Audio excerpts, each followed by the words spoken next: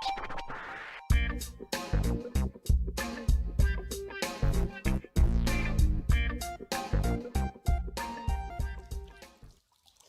a favor da vida. Olá, eu sou o professor Claudinei e vamos falar sobre modelos atômicos, o átomo e a sua evolução histórica. O objetivo dessa aula é enunciar o conceito do átomo e a sua evolução histórica, discutir a importância do modelo em ciência e identificar o modelo atômico de Dalton como o primeiro a tomar como base dados experimentais. Alguns temas recorrentes do nosso cotidiano necessitam de conhecimento sobre a estrutura da matéria para que possam ser compreendidos. A energia nuclear, a radiação, eletricidade são alguns dos exemplos. Ao longo do tempo, diversas teorias conviveram, competiram e se sucederam até chegar à teoria atual sobre as características e o modo de organização da matéria.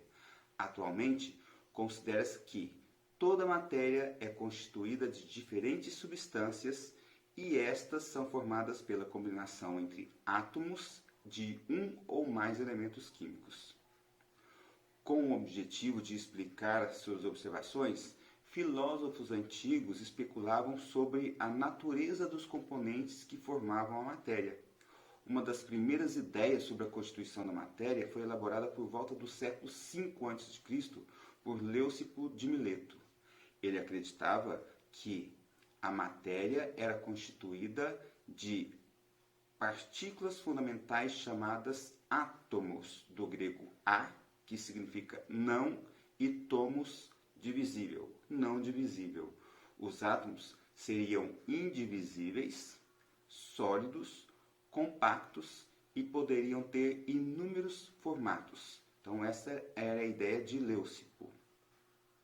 Segundo Demócrito de Abdera, tradicionalmente considerado colaborador de Leucipo, a matéria não é criada ou destruída, mas a sua quantidade se mantém constante no mundo.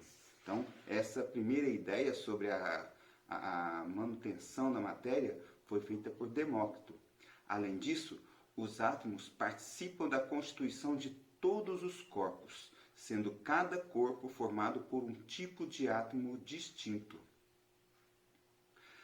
Aristóteles, contrário à teoria atômica de Leucipo e Demócrito, baseou-se na teoria de Empédocles, elaborada um século antes, na qual tudo seria constituído de 4 elementos básicos: fogo, ar, terra e água, e a combinação desses elementos explicaria as alterações da matéria. A principal objeção de Aristóteles à teoria atômica de Leucipo e Demócrito era a incapacidade de explicar as transformações das substâncias, ou seja, as reações químicas. De acordo com o Aristóteles, se existissem átomos indestrutíveis para cada tipo de substância, não haveria possibilidade de ocorrerem transformações químicas, e não era isso que se observava na natureza. As ideias de Aristóteles foram bem mais aceitas, pelos pensadores da época, e a teoria atômica de Demócrito e Leucipo foi deixada em segundo plano. Então vale a pena a gente ler esse slide. Olha, as ideias de Aristóteles influenciaram o mundo por muito tempo. Nesse diagrama ao lado, a gente percebe que é extraído do livro Sphera Mundi, do matemático francês Laurent Fine. Eles mostram os quatro elementos: fogo, ignis, ar, air, água, aqua e terra, combinando-se para formar substâncias por meio de suas qualidades: o calor, fogo e ar, a umidade, ar e água, frio, água e terra, e seca, terra e fogo. O debate sobre as estruturas da matéria continuou ao longo da história, e em diversos momentos o atomismo foi retomado. Contudo, a aceitação das ideias de Aristóteles foi tamanha que se tornou o principal filósofo ocidental no universo acadêmico e no mundo cristão. E o atomismo tornou-se inaceitável, chegando a ser considerado aí heresia. Somente na metade do século XVII, olha quanto tempo, né? Na Inglaterra, o filósofo natural irlandês Robert Boyle. Filósofo natural é uma denominação que guarda certo parentesco com o cientista atual. Então, Robert Boyle procurou conciliar o atomismo com a sua própria experiência no campo da química. Segundo ele, os corpos seriam constituídos de corpúsculos, pequenos corpos, de modo que uma qualidade como o sabor dependeria do arranjo dos corpúsculos que formam os corpos. Assim, duas substâncias de gosto ruim poderiam interagir, produzindo uma nova substância com um gosto agradável. Muitas outras abordagens sobre o conteúdo de átomo foram construídas ao longo do tempo, mas em geral com caráter de pura especulação, não tinha uma ideia científica, era uma especulação filosófica, então não tinha uma comprovação experimental. Mas no início do século XIX surgiu uma teoria atômica com dados experimentais. Vamos ver. O química e meteorologista inglês John Dalton, ele se dedicou ao estudo de diversos temas científicos. E em seus estudos relacionados à meteorologia, ele realizou experimentos sobre o comportamento dos gases, obtendo resultados que serviriam para a inspiração para sua teoria atômica, o qual apresentaria aí os seguintes postulados. 1. A matéria é constituída por pequenas esferas maciças e indivisíveis chamadas átomos. Ao segundo postulado, os átomos não podem ser criados nem destruídos, ou seja, a quantidade de matéria se conserva. 3. Átomos idênticos e com mesma massa apresentam o mesmo elemento químico. Quarto postulado, os compostos são formados por um número fixo de átomos de seus elementos químicos constituintes. Assim, a água seria formada por um átomo de hidrogênio e um átomo de oxigênio. Percebam aí, várias ideias aqui nesses postulados, de certa forma, coincidem com as ideias filosóficas antes. Só que aqui ele trabalhou com alguns dados experimentais que comprovavam essas teorias. Mesmo que não exatas, mas de certa forma, para a sociedade científica daquela época, comprovava. Com base em sua teoria, Dalton pôde deduzir então a lei das proporções múltiplas, segundo a qual, se dois elementos químicos se combinam para gerar um composto, isso se daria em uma razão de pequenos números inteiros. Então a gente vê aqui na figura, cada bolinha representa um átomo, que é oxigênio e hidrogênio, e as cores indicam os elementos químicos diferentes. Atualmente, a gente sabe que a água é formada por 2 átomos de hidrogênio e 1 átomo de oxigênio, proporção 2:1. Diferente lá do postulado, que falava que era 1 hidrogênio e 1 oxigênio, hoje a gente sabe que é 2 hidrogênios e 1 oxigênio. E esse conjunto, esses grupos aqui, nós chamamos de moléculas.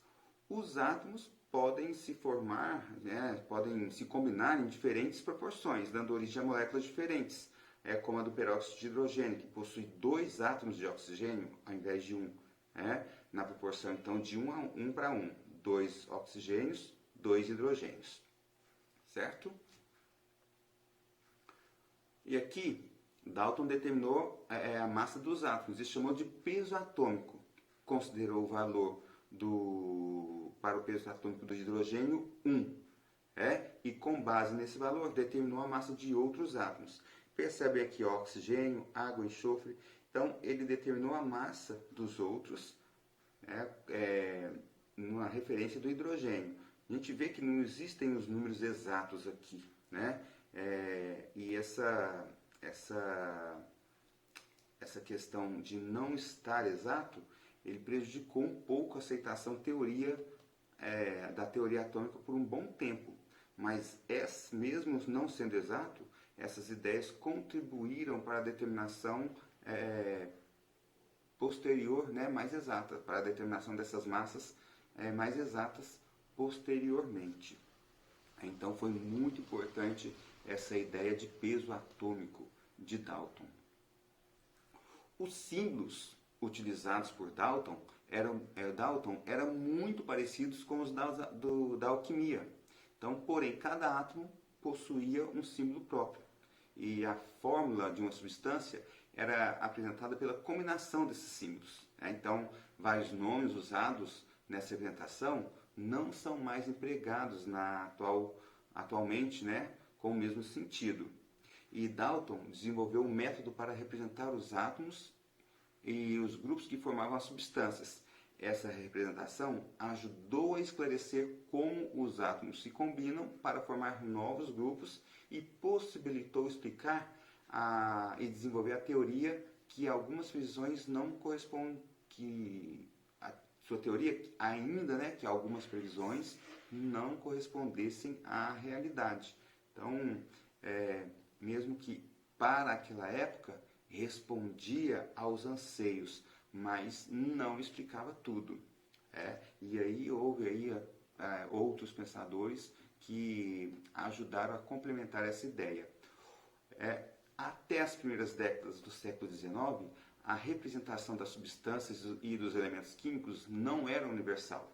Então, cada químico ou grupo de químico adotavam formas diferentes de fazer essas representações, de acordo com as suas conveniências e ainda por tradições ligadas à alquimia. Mesmo as representações propostas por Dalton não eram muito claras nem fáceis de descrever, uma vez que tinham muitas imagens ali e algumas poderiam ser semelhantes e aí confundir um pouquinho a comunidade científica a entender aí a questão da representação dos átomos e moléculas.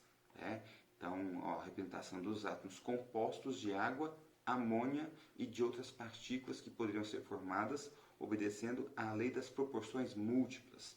Então, eram várias ideias, e nem sempre essas ideias batiam entre a comunidade científica de uma região ou outra. Mas foi o químico sueco Jöns Jacob Berzelius, quem sugeriu representar elementos químicos por letras e as suas proporções nas substâncias por números. Essa forma é utilizada com poucas alterações até os dias de hoje. Berzelius propôs aumentar os elementos químicos utilizando a letra inicial maiúscula do nome em latim do elemento. E para elementos com a mesma letra inicial, seria acrescentada uma segunda letra, só que agora minúscula. Então, as representações com duas letras, a primeira é maiúscula e nós temos a segunda letra aí minúscula. Em 1834, a notação de Berzelius foi oficialmente recomendada pela Associação Britânica para o Progresso da Ciência. Atualmente, alguns elementos químicos, apresentam aí nomes em homenagem a cientistas como Mendeleev, em homenagem ao russo Dmitri Mendeleev. Então, só para entendermos aqui, temos a prata, o símbolo Ag, nome original em latim argentum, onde nós temos aí A maiúsculo, G minúsculo. Ao ouro, o nome original em latim aurum, logo AU, A maiúsculo, U minúsculo. Olha o cobre, cuprum, C maiúsculo, U minúsculo. Ferro, ferrum, FE, F maiúsculo, E minúsculo. E assim por diante, certo? Então, nós temos aí essas referências, pelo químico aí Berzelius, ok? Então, essa foi a nossa aula, falando aí sobre a evolução dos pensamentos dos modelos atômicos, e do modelo atômico proposto aí por Dalton, certo? Até a próxima aula, o molde abraços.